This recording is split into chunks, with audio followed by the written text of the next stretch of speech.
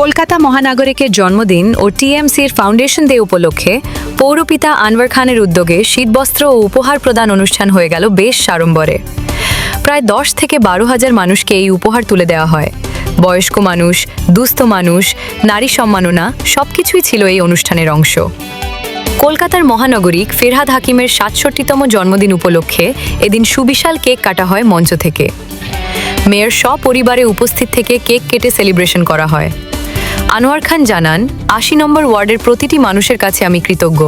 তাদের সাথে খুশি ভাগ করে নিতে পেরে ভালো লাগছে। এই শীতে মানুষের জন্য শীতবস্ত্র বিতরণ সত্যি আমার এই ৮০ নম্বর ওয়ার্ড কলকাতা বন্দর বিধানসভা কেন্দ্রে বিধানসভাতে পড়ে। শুধু 25 থেকে 45-50 আছে সে নারী সম্মান, তারা হচ্ছে 2000 নারী সম্মান আছে তাদেরকে।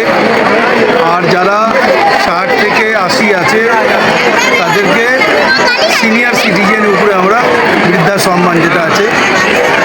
নারীর সাথে সাথে আমাদের সিনিয়র সিটিজেন সম্মান আছে, তা সেটাও ধরে নাও 1000 খানিক হয়ে যাবে।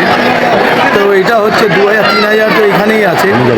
প্লাস আমার ওয়ার্ডে মানে যারা খুব যে দরিদ্র মানুষ আছে তারা যে কম্বল নেওয়ার জন্যে বেসিক্যালি এখানে 10-12 হাজার লোকের সমাগম। আপনারা তো দেখেছেন কি পরিস্থিতি আছে এখানে, আর আপনাদেরকে বলতে হবে না কি এত মানুষের ঢল দেখে তো বুঝতে পেরেছেন কি একটা ওয়ার্ডে এটা অন্য কোনো মানে কোনো ওয়ার্ড থেকে লোক আসেনি, শুধু 80 নম্বর के नारियों का बारी बारी से सम्मान हो रहा है।